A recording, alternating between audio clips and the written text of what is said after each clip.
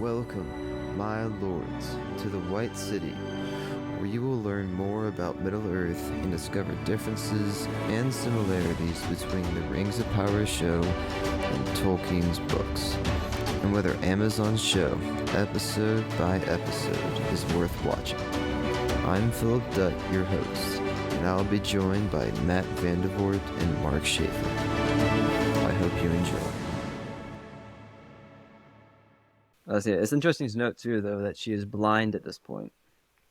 Yeah. Which I don't know how that's going to be a role that's going to play, but I mean, she was never not mentioned to be blind in the books. Yeah, but I mean, that could play into like she doesn't see the glory of the Undying Lands, so she doesn't like invalidate anything or break any rules. I was gonna say Raiders of the Lost Ark, right? Like as long as you don't see it, you're good. Yeah. They get there and she's just like the one person left on the ship, and the Val like, "What are you doing here?" Yeah. Well, my question is gonna be, what level of portrayal of the Valar do you guys think we'll have in season 2? Shiny lights. Yeah, that's another one. Shiny lights. Because yeah. I don't know if just because later. I don't think they have the rights to them. I think they're just gonna have like some vaguely angelic glowing power, kind of like what they did with Valinor, where I think they already like they sort of portrayed the trees, or you could kind of see silhouettes of them, but I think that was sort of their representation of all of the glory and might and power of Valinor. It's just like vaguely shiny, good feeling lights.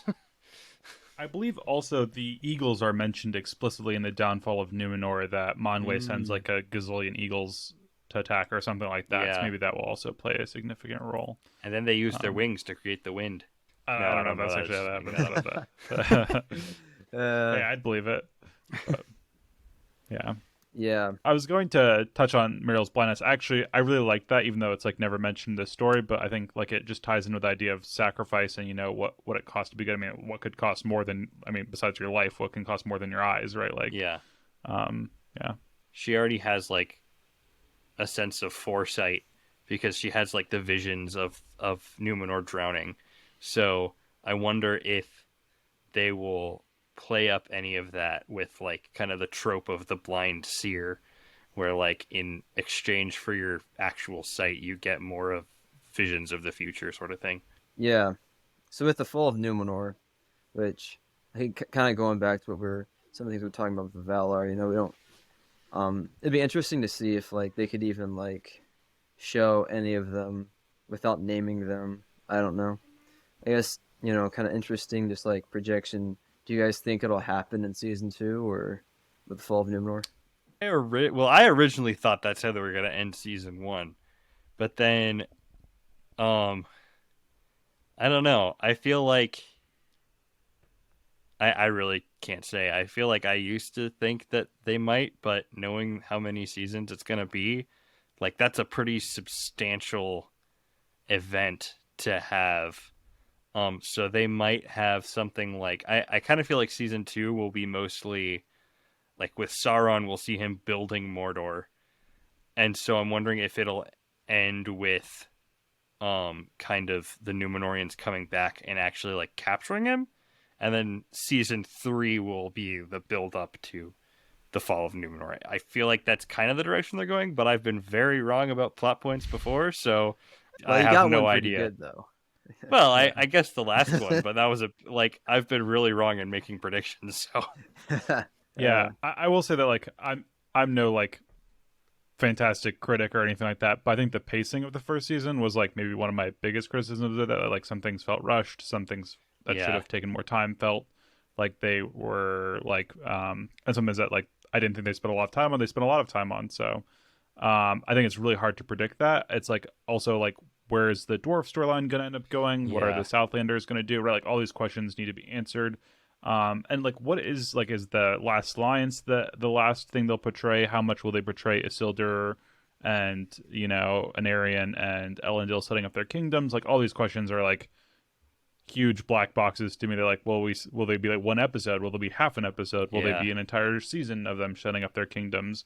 So like it's sort of impossible for me to answer that question. But I'm guessing that Yeah, if you put a gun to my head, I'll say the end of next season. So Yeah. yeah. I wonder too if they'll do anything like I think like everybody's assumed that that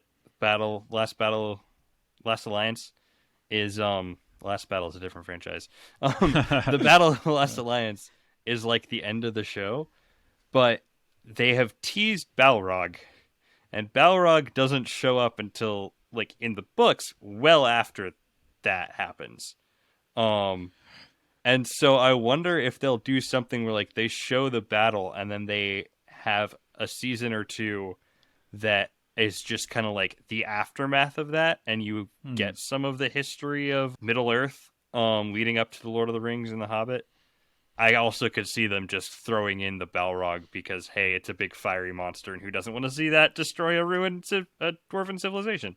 Like, yeah, I was gonna say really quickly that I saw this hilarious meme that it's like the one of the creators of the show like is like promised like, hey, we're not gonna touch any season or third age stories. We're gonna exclusively focus on second age. And it was like Frodo getting strangled, and he was like, Smeagol promised. It's like Smeagol lied. It was really funny. Yeah. But because I mean, to be fair, they've already done that with the Balrog. The Balrog's not till the third age, so right, and other stories I think that they've touched on have like Harfoots are almost exclusively talked about in the third age and stuff. Yeah. So I don't think that's a really hard and fast rule. So I definitely wouldn't be surprised if we had some Balrog exploding action. I mean, I want to see the Balrog before the last ruin I dwarven cities. wouldn't. That wouldn't be like my biggest pet peeve. If we had like the Balrog destroying Khazad-dûm or whatever. Yeah. Since we're already sort of playing fast and loose with timeline rules. Yeah, so. it's kind of the Godzilla versus King Kong principle, where it's just like sometimes I want a deep story, and sometimes I just want to see big monsters destroying things. Yeah, like you don't watch Godzilla for the plot, right? Yeah, Like, no. Conspiracy theory: they'll have the Balrog destroy Numenor. So one thing I think can be a little neat to touch on, with like Elendil's line. So like his kids, I'm pretty sure that his son Anarion is going to show up in the next season because I saw that there was somebody who's playing his role. Okay.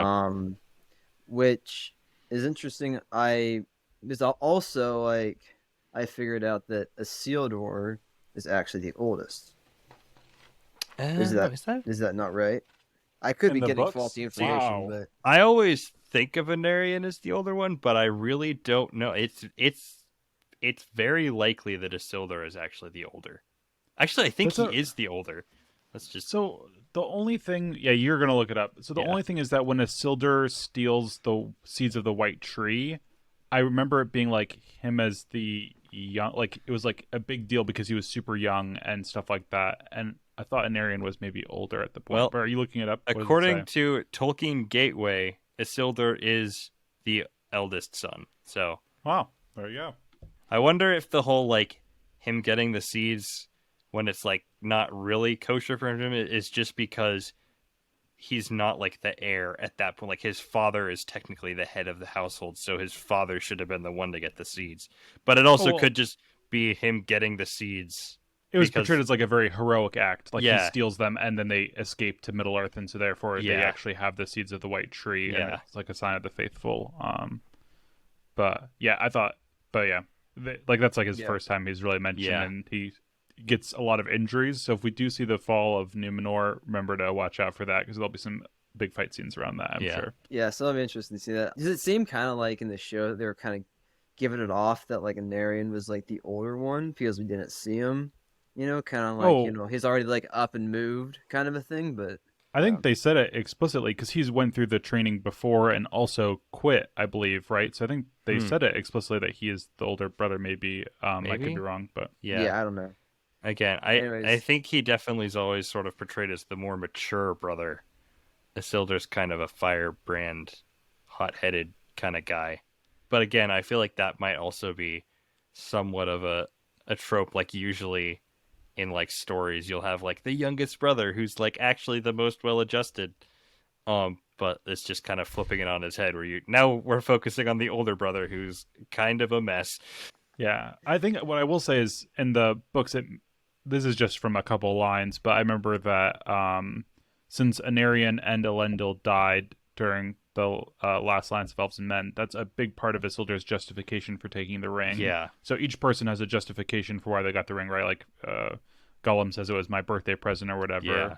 But so it seemed to like imply there was a very close relationship between Isildur and Anarion, like they were like best buddies, and the loss really devastated him, and like it justifies why he's keeping the One Ring. So maybe Yeah. that would be something that we should expect from them in the next season, is to show this close relationship Yeah. between Isildur and Anarion, which they haven't done at all, obviously, because they haven't portrayed Anarion yet. So I was gonna say that is something that I'd like them to explore because, to a certain extent, in the appendices and in the like material around the Lord of the Rings, it always kind of feels like Isildur's there doing things, and he's this heroic guy, and Anarion is also there, um, and so I'm kind of excited to see an exploration of his character, kind of like I'm kind of excited to see their interpretation of the Blue Wizards probably, um, and even Miriel, who's like another like name that's mentioned in the source material, but doesn't get a whole lot of characterization.